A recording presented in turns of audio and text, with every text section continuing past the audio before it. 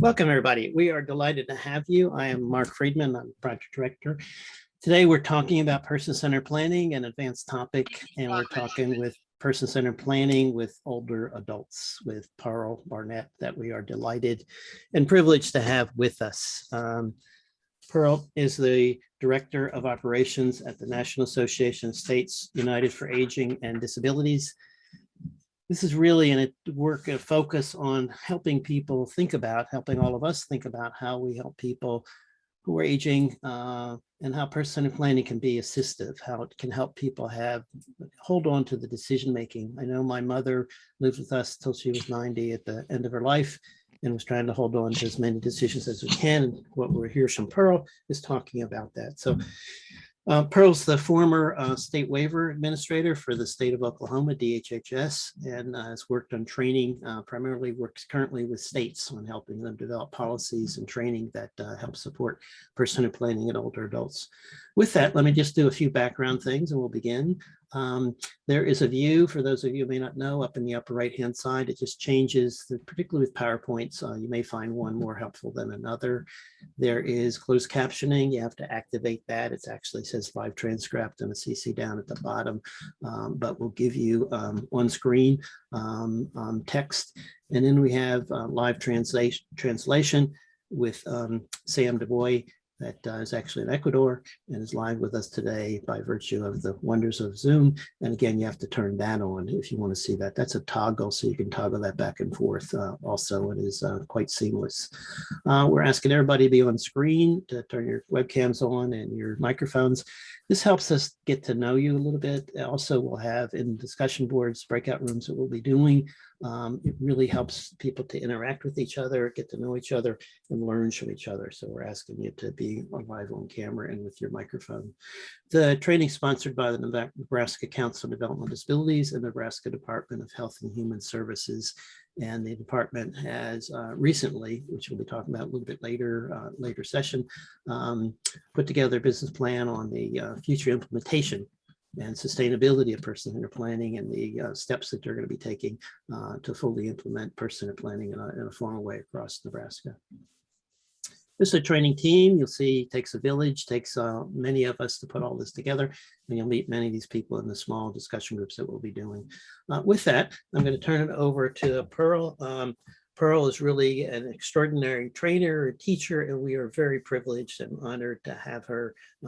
We want to thank you, Pearl, for coming and being with us and sharing, particularly in older adults. That is a big factor for a large number of people that the department serves. So with that, Pearl, you're on. Thanks, Mark. Let's see.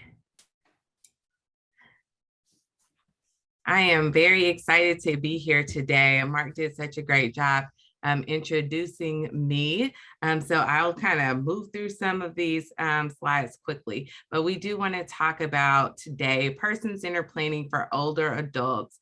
A lot of times when we talk about person-centered planning for older adults, the question comes up, oh, older adults, they don't have goals. They just want to be left alone, or they just want their loved ones to answer their questions. But we all know in person-centered planning, with ourselves, our own ideas and our thoughts, we want to be heard at all stages of life. So as we talk about older adults, particularly as we talk about some of the baby boomers who are aging into adulthood, we will see some things really shift as to how people have interacted with older adults in long-term services and supports. So we'll talk a little bit about the considerations of those today. So Mark went over the house rules, but I do want to remind everyone that please type your questions in the chat. I love to hear from you all. So don't worry about, typing questions while I'm talking. I'll be excited to read the questions as we go along, and hopefully we can get some of those answered. And then we also have support from the great facilitation team that will also check in with me if I'm unable to get to a question that comes through the chat. So Mark mentioned that we will be participating in breakout rooms. So that'll be some time to really think through some of the context of the information that is shared today.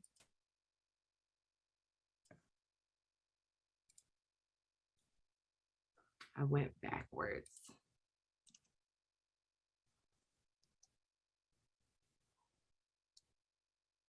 All right, now I'll go forward.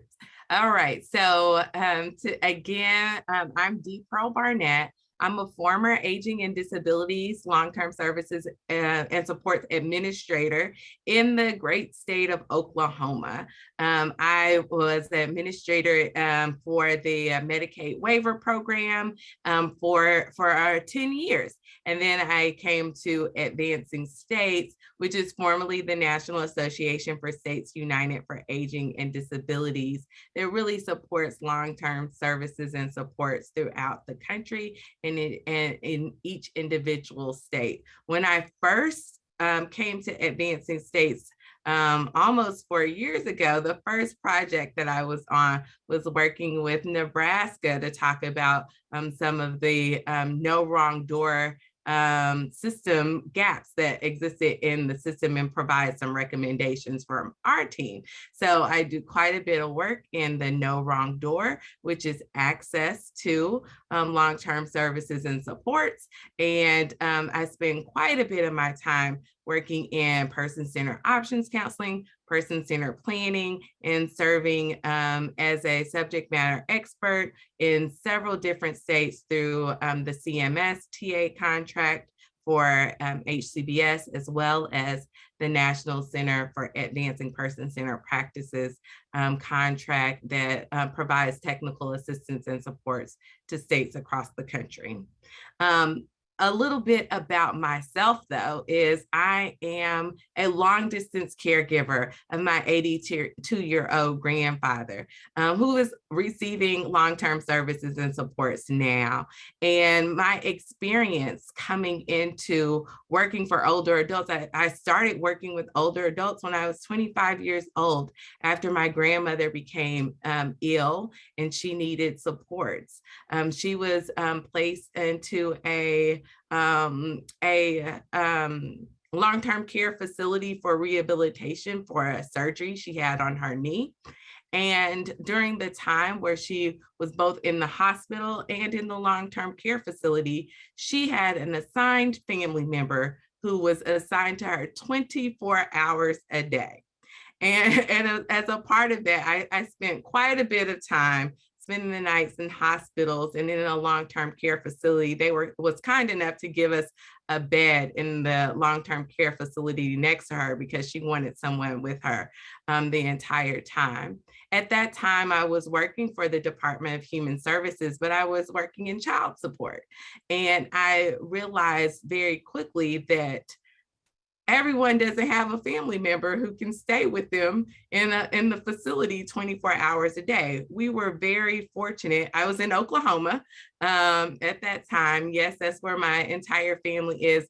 And my grandmother had 9 children.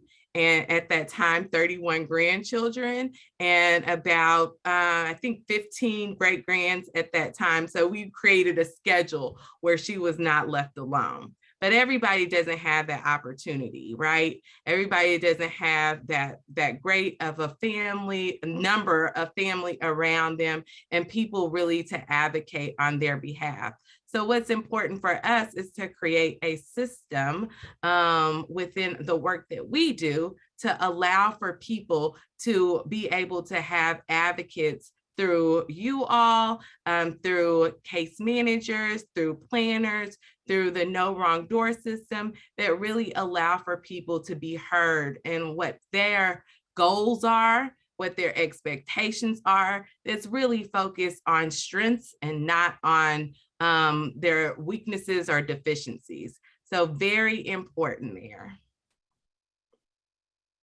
So I talk a little bit about myself to understand some context. Today, Some of our learning checklists will be talking about building relationships with older adults. We'll talk about ageism and how it impacts how we see and communicate older adults.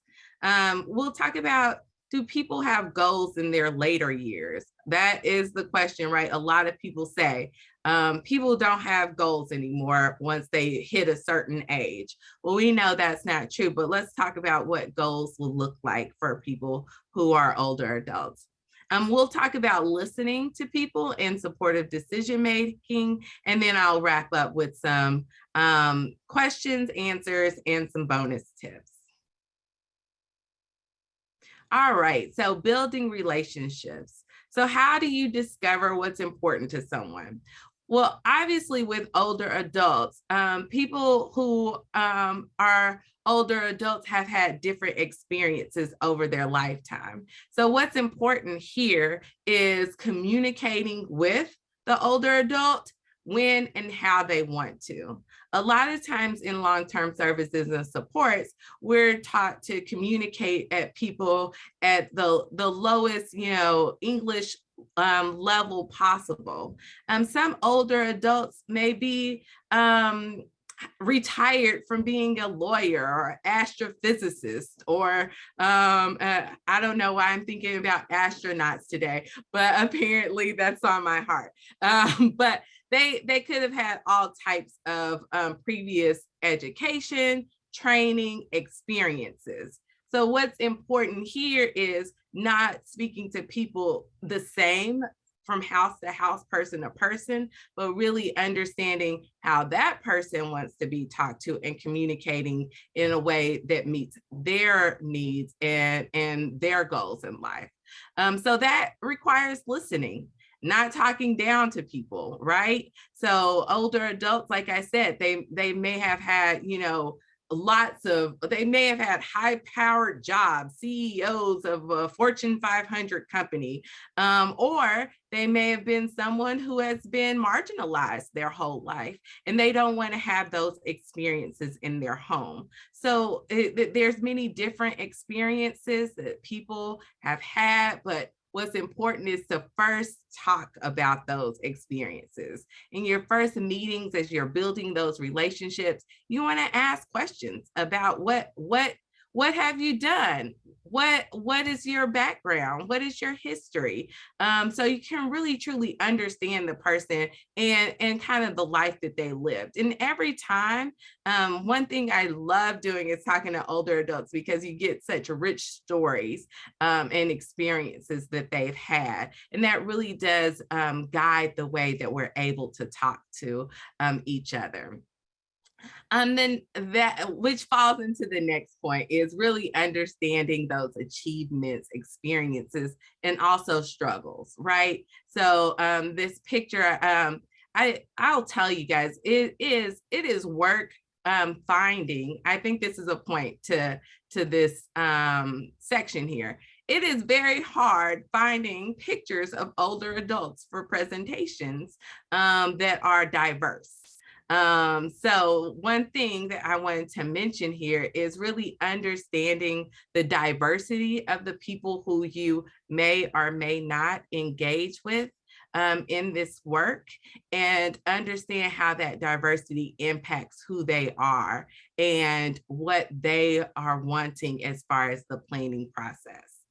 And then really looking from a compassionate lens, making sure that this is something that with my father is a huge deal, just being compassionate about someone who has lived a very independent, hardworking life for 75 years, and in the past 5 or so years has really been unable to do a lot of the things that he previously was able to do without any assistance, any help, any talking to anyone, just making decisions. So really understanding that aging process and understanding that there are some fears associated with it, some uncertainties associated with it. And so working with older adults, really being compassionate about those, because sometimes that comes out as frustration.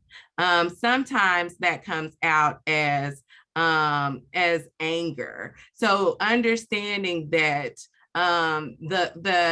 the relationships that you are building are very very specific, and they can really have a impact on the older adult because of where they are in their life at that time.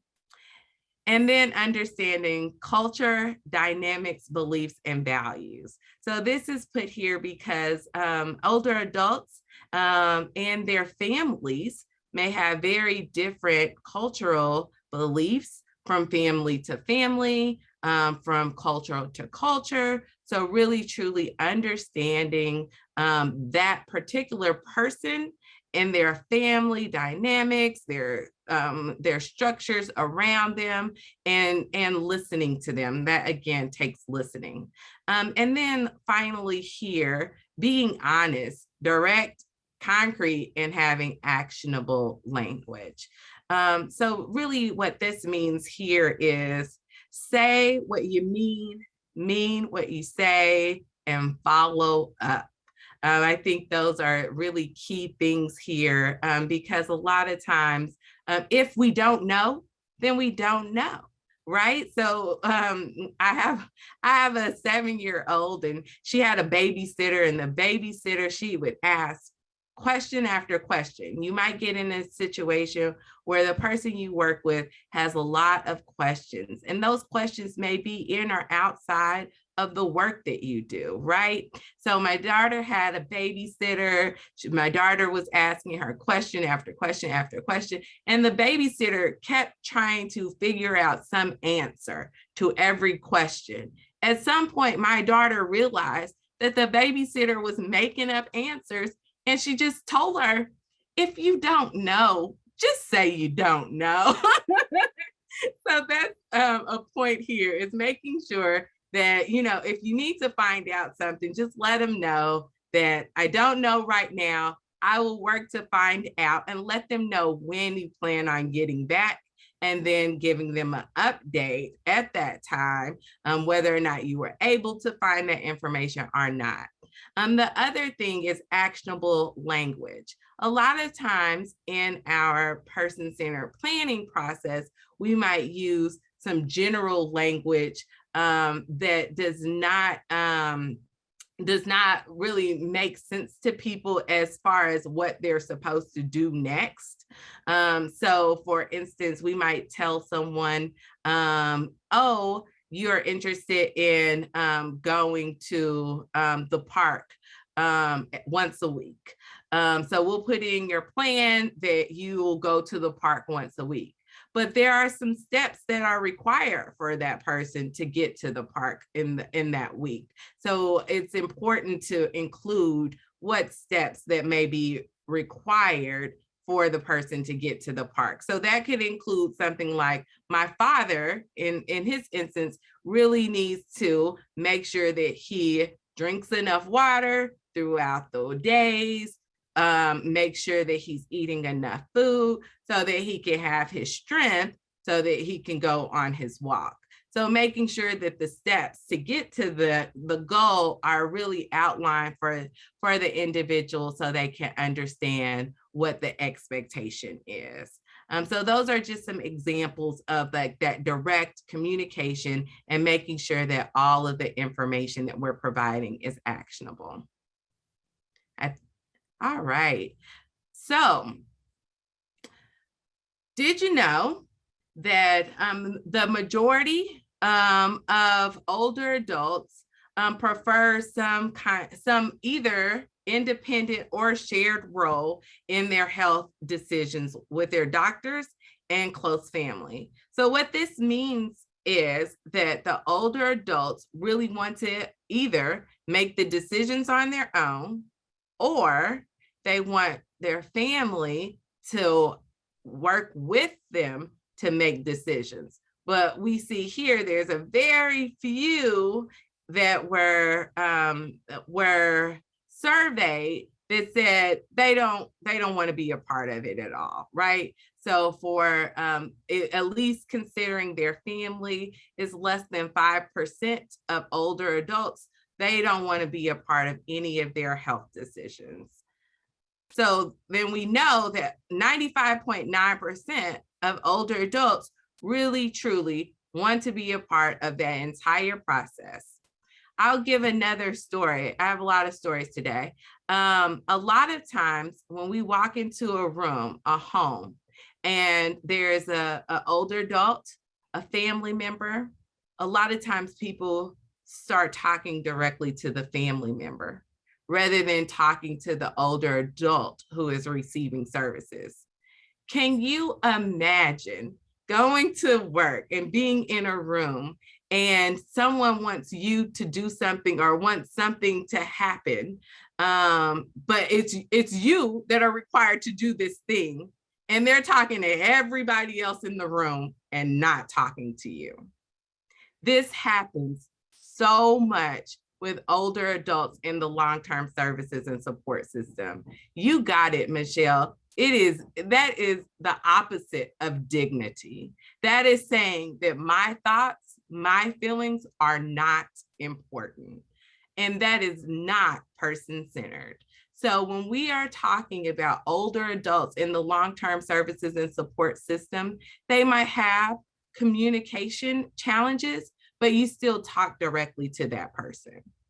Part of my job when I started working in the Medicaid waiver was to go and talk to the people receiving the services and really understand how the services were being received in their homes.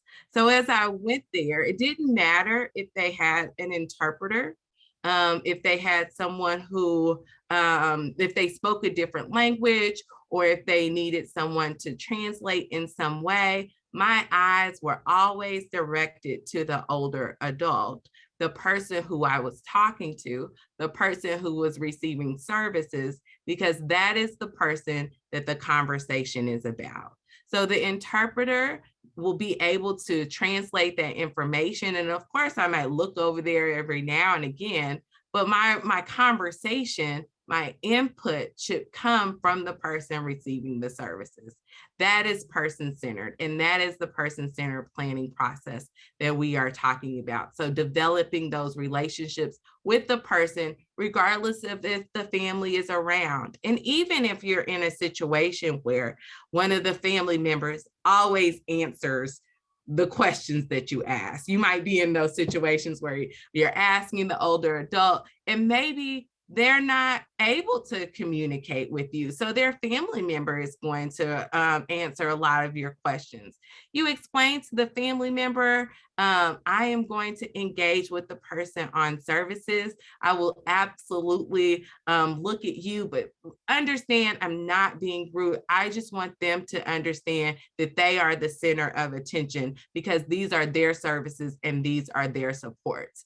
It is hugely important because they are making sure that you are making sure at that time that they truly feel like they're a part of the decisions that are happening in their life.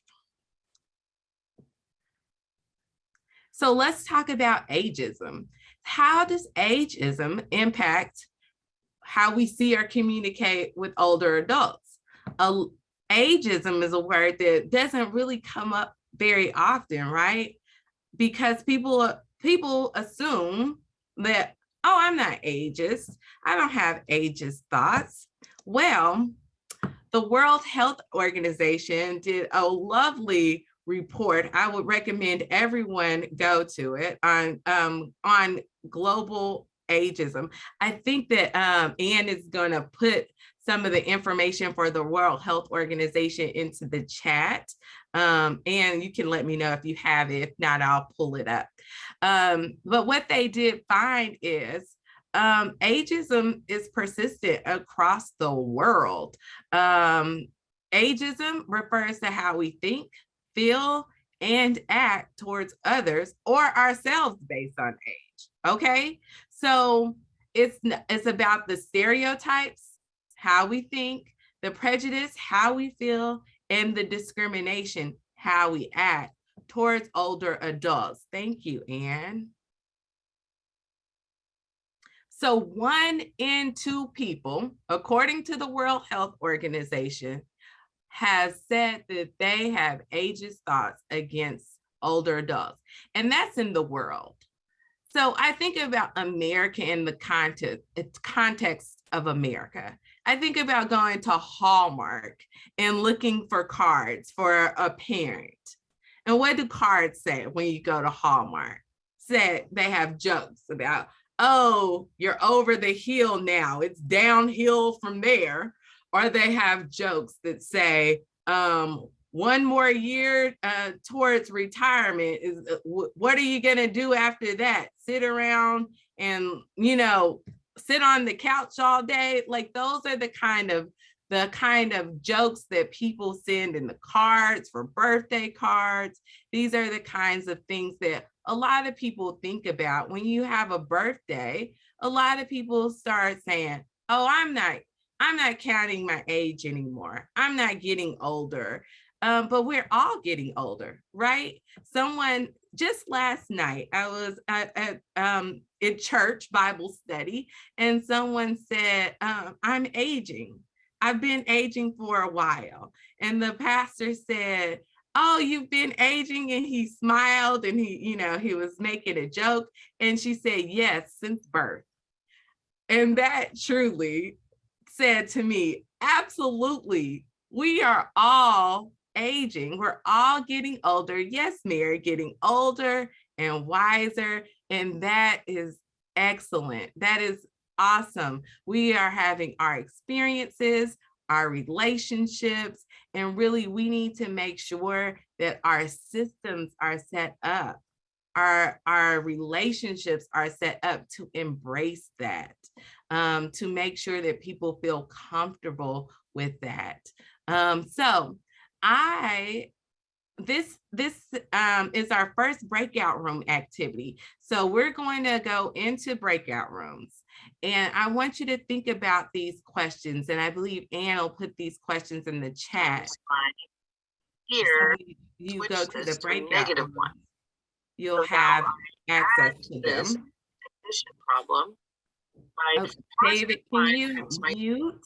Thank you. Okay, so the questions are, when do you recall first noticing age difference? Think of a situation in which you wanted to know a person's age and why. What changed when you learned it? How do you feel about telling people your age? Has anyone told you you don't look your age? If so, how did it make you feel? And what does the word ageism mean to you? Have you heard it before? So we're going to go into the breakout rooms. This first breakout room will be 20 minutes. We'll have a facilitator in each room. The breakout rooms will open up and you'll move automatically. And then if the facilitator can have somebody report out what you discussed in your breakout rooms, and we'll hear from each group that participates. So I think I'm going to turn it back to Mark or David, who's going to handle us moving into the breakout rooms. Okay, there will be people moving into different breakout rooms. There's a Spanish interpretation breakout room that's all set up. But otherwise, you're going to go in randomly. It'll be helpful if one person in each breakout room sort of raises their hand and assumes the role of moderator, which is simply to make sure that everybody has an invitation to speak, everybody has time to speak. And we're going to send you away. This is a 20-minute breakout room session, and we will be back at that time. We'll see you on the backside. Bye-bye. Welcome back, everybody. Sorry about the Zoom. It was fun, David. We didn't. It seemed to work out okay. We had a few people that had issues with their microphone, and one lady didn't have video or a microphone. Right. So, and everybody got to speak except me, but that's okay. I don't, Okay. Thanks, we Janet. took a little longer to. Sure. Well, that's okay. And we can always use the chat when the microphones are not available. So feel free to put in the chat any additional thoughts you may have had that you couldn't share in the breakout room. Feel free to do that. You can. I'm definitely open to that. So in the breakout rooms, I hope everyone identified someone who was going to report out. So I don't know if we know what number people were, what number breakout room you were in, but I'm going to ask breakout room number 1, or whoever wants to go first. Whoever wants to go first to let us know kind of what you talked about in your breakout room, and some of the thoughts and reflections that you were able to discuss. You can either unmute yourself and talk, or you can raise your hand. Either way. I can say something. Our group, there were 2 things that sticks out in my mind that we talked about. One person talked about having friendships older than her because she liked hanging out with people and hearing their advice and their experiences that they had to prepare for her own future. And then somebody else shared about their parent who always said when she was younger that he didn't want to get old. He didn't want to get old. And eventually he's kind of resigned himself to age, to his age and to life. And so we talked about the concept that that's ageism towards himself. Those are the 2 things that stick out. Thank you, Anne. And I hear there's a great group discussion in group 10. Does anyone want to share? Sure. I was in group 10, and we had a good discussion. We talked about how most of us sort of started to understand age as children, and that as you grow older, your understanding of age changes. And we were in an entire group of women. And so we were talking a little bit about how the expectations and acceptance of aging is very different at times for women rather than men. And we talked about how, there's so many anti-aging commercials for creams and things like that for people to, stay young, and the expectation to continue to look young, where it's not it's okay for men to be silver and stay silver. And because I was telling him that my husband turned gray at 18. So we weren't married at the time, but he's always been gray and it's never been an issue. But so that was just kind of an interesting discussion about how aging is different from person to person, but also between genders, the expectations and the acceptance of that from day-to-day life all the way through Hollywood, and the expectation that leading women stay young or are expected to be young, and older men can play on into their 80s or 90s. And I thought that was an interesting perspective from us. Thank you, Melanie. And to go back to what Anne said, I do want to, as a reminder, the 1 in 2 people who are ageist are also ageist against themselves. So when we think about the isms, a lot of times people don't consider that you can be a ism, ageist, racist, against your own population or your own group that you are in. So that's something that we see a lot with aging, right? And to Melanie's point, thank you so much for your group bringing up the anti-aging cream. Why can't we just talk about, hey, how to keep your skin healthy? Because really, we just want healthy skin, right? Because we want to grow old, so our skin is going to grow old with us. So we just continue talking about healthy rather than using ageism as a way to make people feel bad about themselves. Any other remarks? Thank you, Melanie. Group 12, we had some really good discussion, and people were willing to discuss and brought up some really interesting points. Tammy said that she doesn't think that she really feels any different knowing people's ages at all, and treats everybody about the same.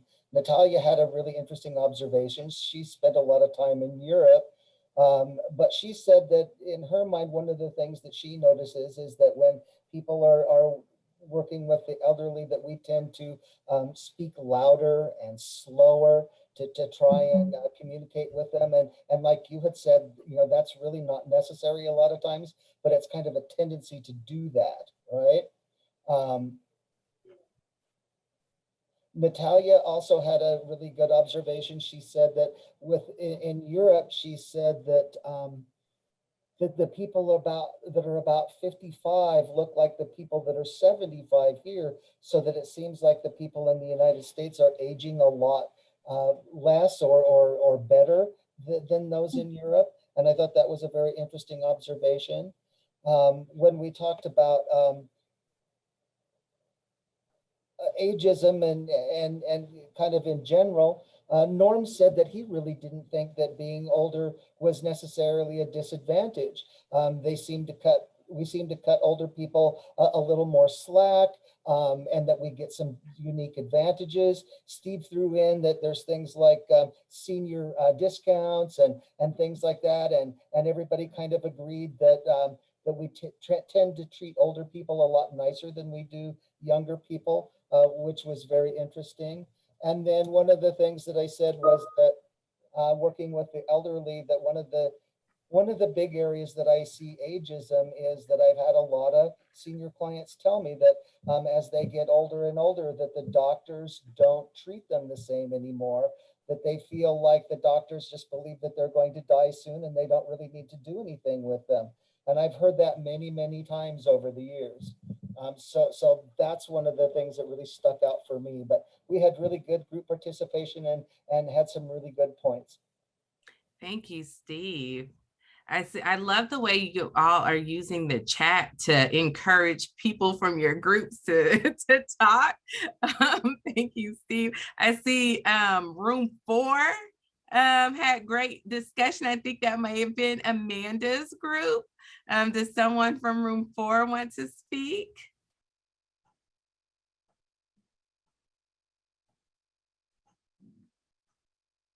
I don't know what number I was, but I can if we don't know who number 4 is. So okay, go ahead. I think was room 4 the Spanish group? No, we were Yeah. 1. Okay. Okay, sorry about that. That would have been us. Let's see, Russ. I love the name because you've got the wrong name on here. But Russ, you want to report out? This Mary. We were in the Amanda room. Sure. Yeah, I'm not sure how to change my name. I'm Colleen. But yeah, Russ, I can do that. Yeah, but we had just a good discussion about. We had a very mixed group of some younger and some older, and just really seeing that the importance of not only, like most of us have said, like we don't mind telling people our age and that, but thank you. You're welcome. How really, we noticed with age, a lot of times, our older clients will have other people answer for them, and just addressing them with knowing that they have knowledge and that. So we also talked about how you're young, and we have to prove that you know something. Then all of a sudden you're old, and you have to prove that you still remember something. So yeah, that's kind of where we were, and just how it's really important just to let the client speak for themselves. Thank you, Colleen. All right. Okay, so I think we're going to continue with the presentation. Those groups. Can I report from our group? Yes, feel free to. One person talked about getting shingles. Mm-hmm. It's no matter what age you are, you can still get shingles if you have chicken pox. Right. And I don't know what else. Anybody want to feel free from our group to say anything? I said I'm not looking forward to passing on to the different world.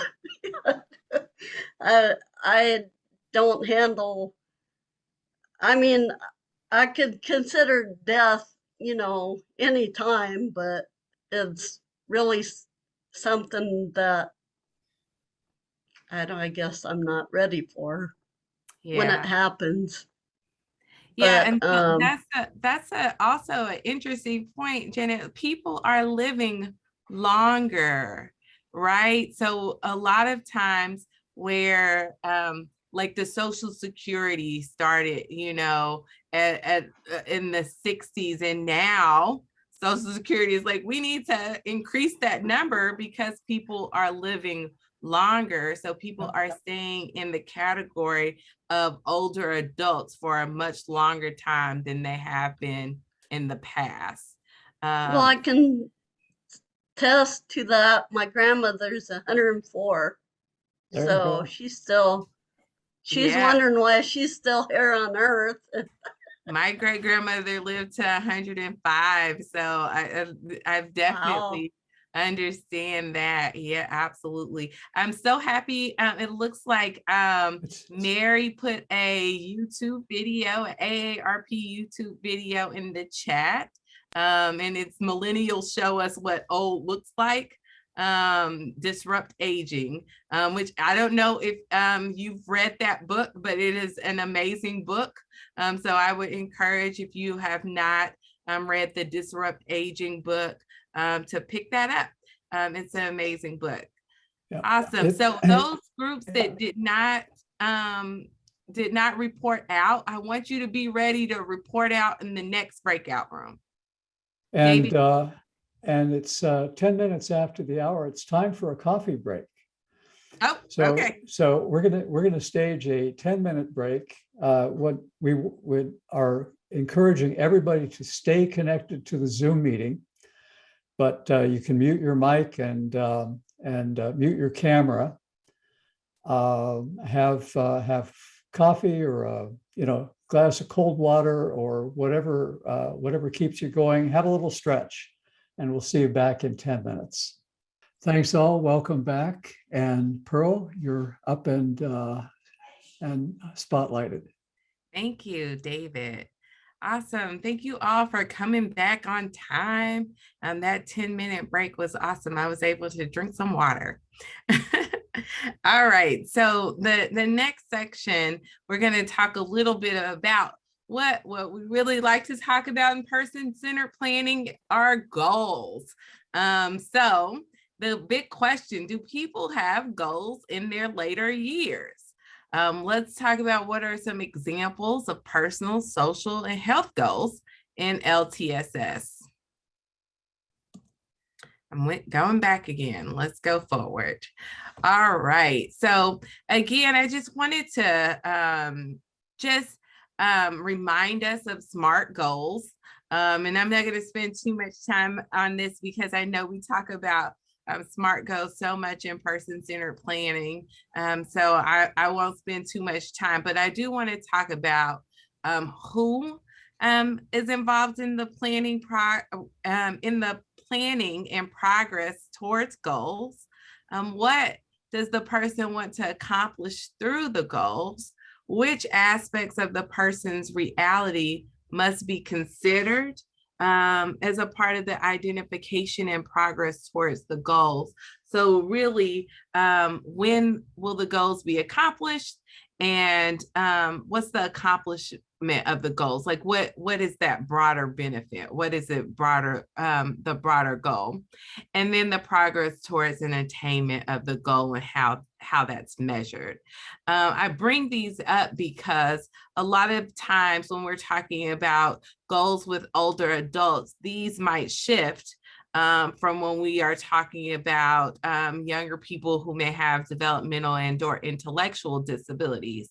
However, based on our conversation on ageism, some things might not be as different as we expect. So one thing at Advancing States that we do, we work with the states who can volunteer to survey all of their or groups of their Older Americans Act programs, their Medicaid programs, to really hear how the services are impacting their quality of life. In those surveys, what we find is older adults want to work. What? That is something that people just ignore so much. They don't have those conversations with older adults in goal making, because a lot of times the assumption is you're past working age. So what volunteer program do you want to do? And what we find is older adults want to make money. so they don't just want to volunteer all of the time. Many of them, a majority of the older adults that have been surveyed across the country using NCIAD have said that they want jobs and they want to get paid for their work. It may be different than what they've done in their younger years. So that might mean, like, what training opportunities are older adults interested in? One thing that came up so much during the pandemic is older adults and technologies, and the assumptions around they won't be able to join Zoom meetings. They won't be able to work in this pandemic environment that we're in. And what we found is that older adults have been able to learn and pick up new technologies, just like the rest of us. We all, I think, picked up new technologies and skills throughout the pandemic. And so really making sure that those opportunities in the planning process are a part of those discussions is important. But also understanding how sometimes that older adults may want to do different things, and they may want to include different people in those goals, right? So sometimes the goals aren't just about themselves. They might be about a family activity or something that they are doing with their loved ones. So really considering not just them, but the full array of the people around the older adult and how that impacts their goals. Absolutely, Michelle. We should assume competence. When we talk about person-centered practices, we talk about doing them from strength-based approach. So in our conversation about goals, they should never be about limitations. They should always be about, how can we support you? What services and supports can we put around you to make sure that you can reach the goal that you are requesting? And sometimes that requires some drill down, right? Sometimes that requires us doing those whys to get to the underlying goal. That's what one of these questions is related to. Sometimes you might talk about a goal, but then there's really an underlying goal. So I do person-centered options counseling training, which is that no wrong door function. And sometimes people say, well, when they call, they say, I just want somebody to come in my home and help me with my personal care. And then sure, they want that help with their personal care, but what does that help them do, right? What is that changing in their life? How is that improving? Is that helping them spend more time with their caregiver, who is an informal family member, as that relationship? Right? So sometimes when we have spouses that are helping taking care of loved ones, their relationship changes. So are they asking for personal care support so they can spend time with their husband or wife, this husband or wife in that instance? So really just understanding the whys and getting to it, because that might change the reason, right? So someone, if they want to spend time with the husband or wife as husband or wife, and you say, let's talk about self-direction, then you may be going around the actual goal, right? Because when you talk about self-direction, that puts some requirements on the relationships in the family. So wanting to get to those whys. I'm going to go to the next slide, and I want us to spend some time as we're talking about, and yes, yay, I went forward. As we're talking about person-centered goals. I want us to go back into the breakout room, and David, I'm going to change this up because we're got a little time crunch. So I'm going to change this to a 5-minute breakout room session. And I want us to talk about, in those breakout rooms, what are some examples of goals that we share in the person-centered planning process. So I want, in your group, everybody to think about an example person-centered planning goal that you might have, a personal goal or a goal that's in that person-centered plan that is developed, and just some considerations. And then go back to thinking about, are they smart? And do they meet that who, where, when, those things that we just discussed in the previous slide. So I'll go back to the previous slide as well, so you can look at those. And then as David moves us to the breakout rooms, then you can really think about how those examples. And then after 5 minutes, we can come back and we can hear some of the great examples that the groups that we didn't hear from can report out to us. David? All right, here we go. Welcome back, everybody. It takes just a few minutes for everybody to get back into the room, and then Anne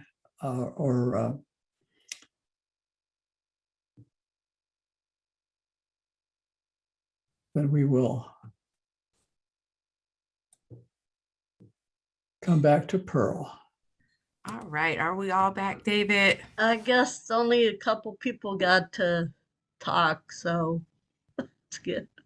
Yeah, I know we're a little short on time, so I wanted to make sure we did have some chance to talk about at least a couple of examples of goals. So any of the groups that didn't get a chance to speak at the last breakout room call out, do you want to give some examples that you discussed?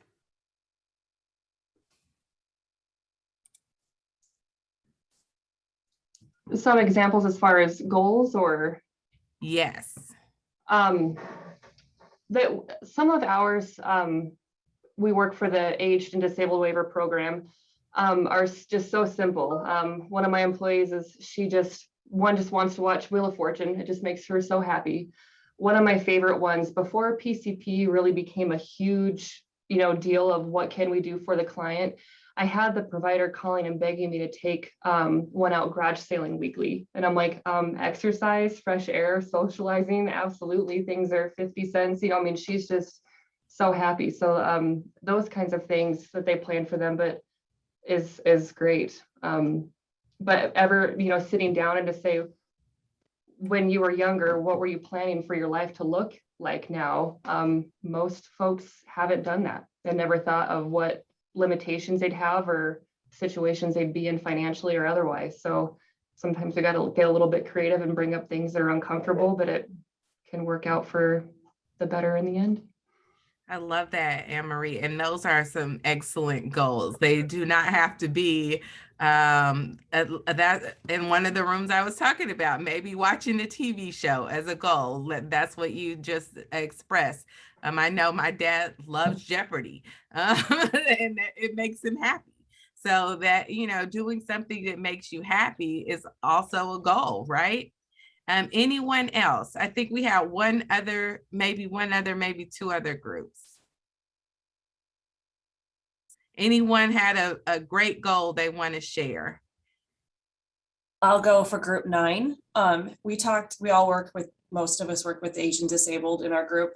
We talked about a lot of our clients having short-term goals, like trying to move from a facility to moving independent and be as independent living is with having their needs met, being comfortable, and being able to make their own choices.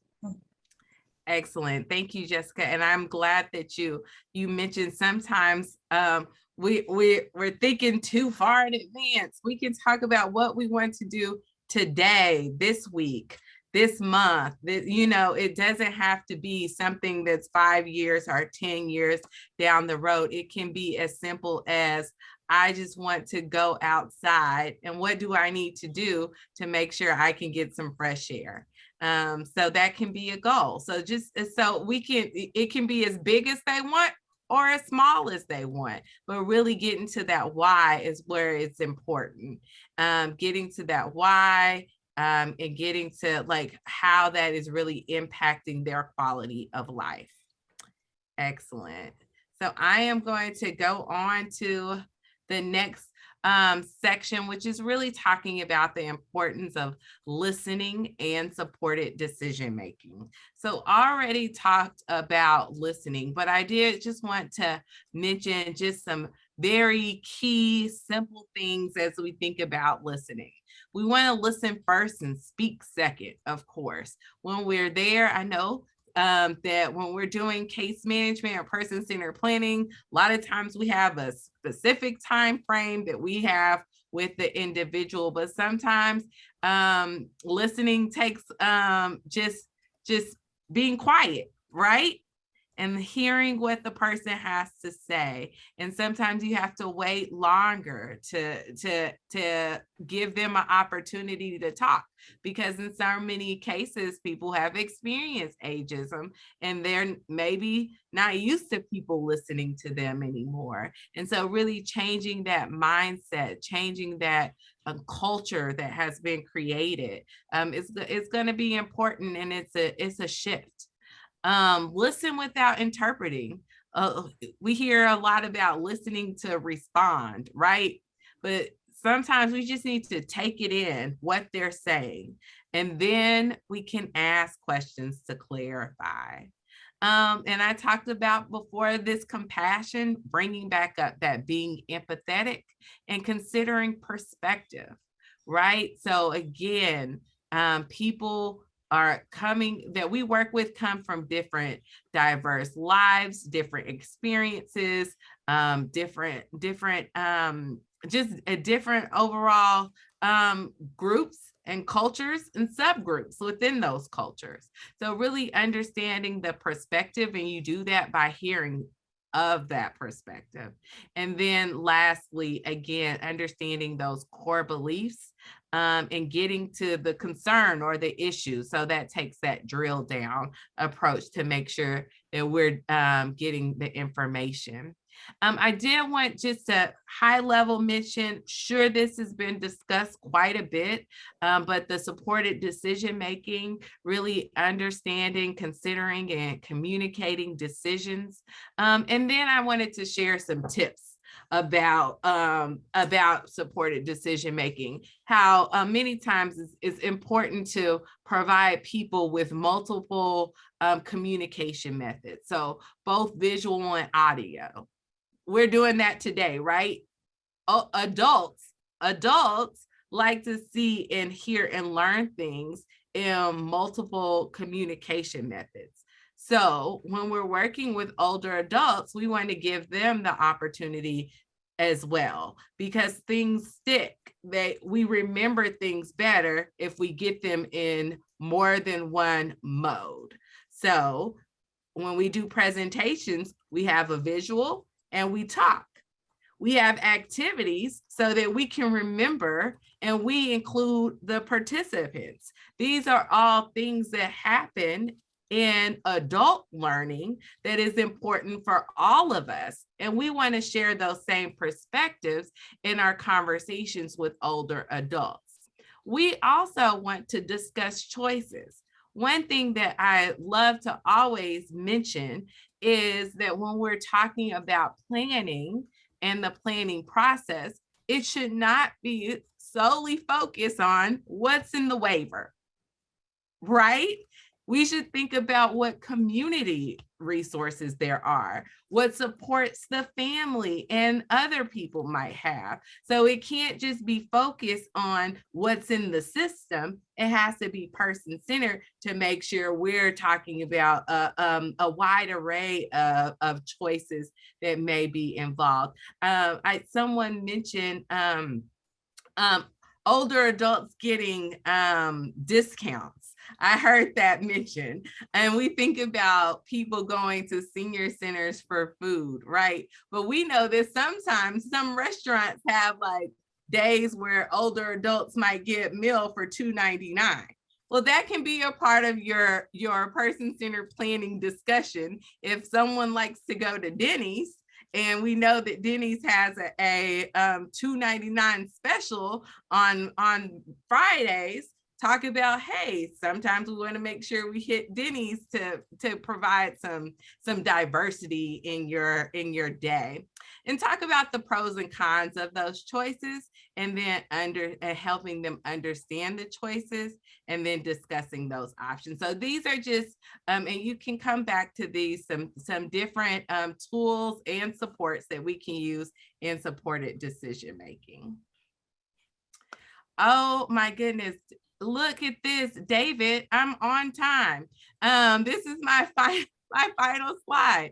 I just want to, because I've done a lot of talking, I want to hear if anybody right now has any questions that they want us to just talk about, or any thoughts that they want to. I think we have maybe 1 or 2 minutes where we can hear from you to see like what you learned today, what you want to think about for the future, or anything.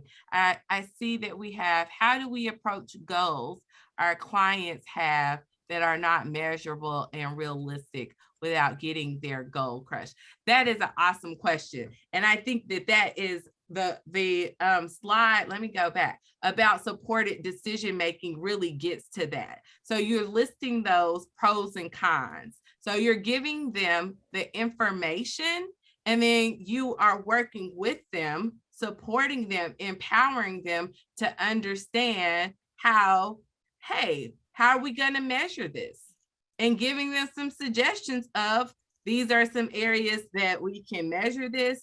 Maybe this is something that we're not going to be able to measure. So what do we want to do with that? Do we want to keep this on the plan even though we're not going to be able to measure it? Or do we want to think about something that we can measure? So just working through with them and understanding with them what the pros and cons of that are. And then again, getting to that why.